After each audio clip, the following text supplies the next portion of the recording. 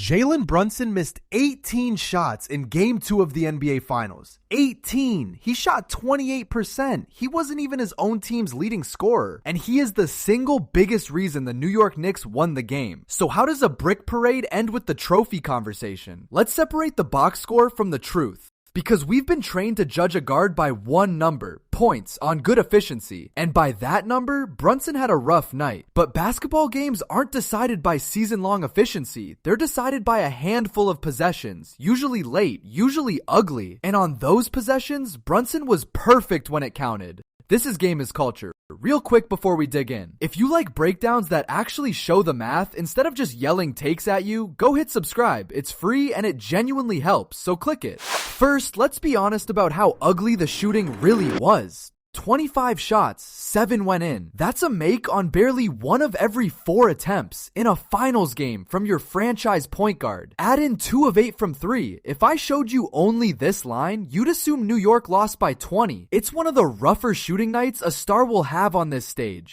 And here's the part that really stings the eye test. He wasn't even the Knicks' leading scorer. Karl Anthony Towns had 21 on 12 shots. Mikal Bridges had 20 on 13. Brunson needed 25 shots to score 20. 3 Knicks, basically the same points, wildly different efficiency. By the numbers, he was the least valuable of the 3. You can even see it in the plus minus, the stat that tracks the scoreboard while you're on the floor. Bridges was a plus 19, Towns a plus 11, Brunson a minus 10. For most of 48 minutes, New York was literally better with the ball in other hands. So far, this is a story about a star having a bad game. And then the final minute arrived and everything inverted. San Antonio had clawed all the way back and led by 2 inside the last minute. New York needed a basket or the season tilts toward a split. So who took it? The guy shooting 28%. Brunson rose into a 13-foot fadeaway with 39 seconds left and buried it. Tie game, 104 apiece. The ugliest shooter in the building made the biggest shot so far. Then came the play that actually won it, and it wasn't a shot at all. Tie game, San Antonio with the ball and a chance to win in regulation, 9 seconds left. Wembanyama tried to make a pass, and Brunson read it the entire way. Steal. The same man who'd missed 18 shots made the single most important defensive play of the night. Quick interruption, because the ending is too good. Hit subscribe if you're enjoying this. I'm not gonna beg, but I am gonna ask, so hit it and I'll wait. San Antonio had to foul him, so Brunson walked to the line with the game tied and the season in his hands. He made the first to put New York up 105 to 104. He missed the second. San Antonio couldn't convert the last possession, and that was the game. The points that won an NBA Finals game came from a free throw, not a highlight.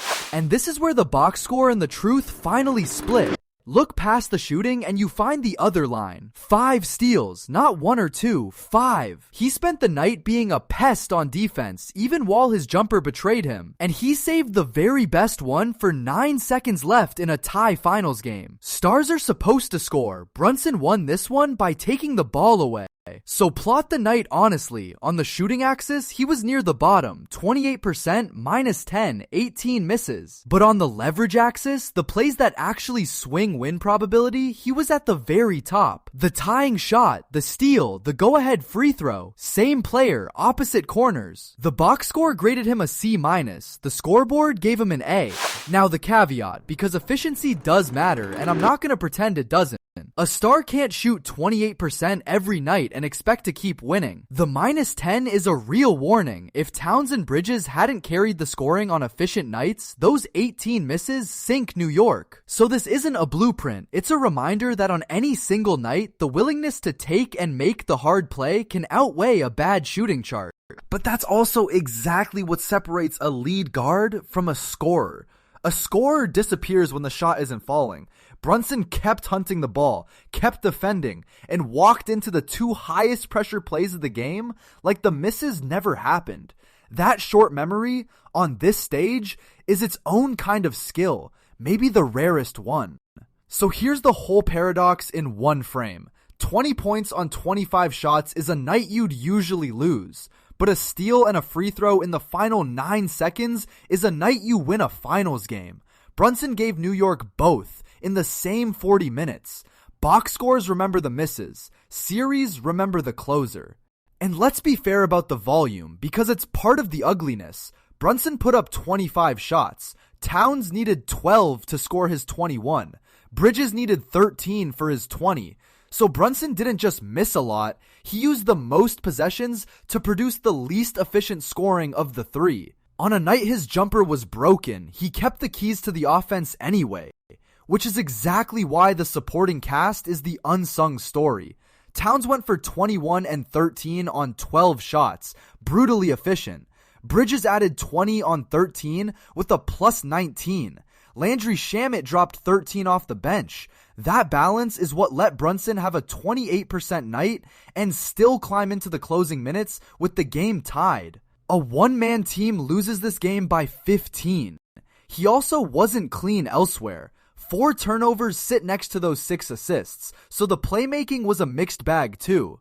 This is the full, honest picture. For about 40 minutes, Jalen Brunson was, by the numbers, a drag on a team that was winning around him. The story only flips in the final 60 seconds, but in a one-point game, the final 60 seconds are the only ones that get remembered. And here's the broader truth analytics people don't love to say out loud.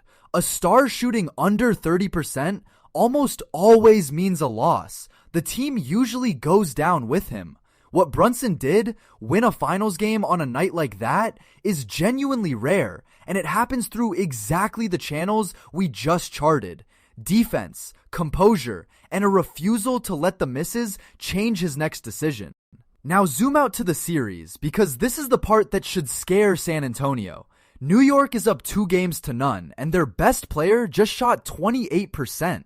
Shooting like that almost never repeats. If Brunson simply plays to his normal level in Game 3, the Knicks don't get better by a little, they get better by a lot. The Spurs survived his worst and still lost. So I'll put it to you, was this a great Brunson game or a bad one with a great ending? Does the steal and the free throw outweigh the 18 misses or not? It's the most interesting argument the box score can start. Tell me where you land down in the comments. And if you enjoyed this video, please be sure to subscribe. We're in a race to 1,000 subscribers, so please join the family.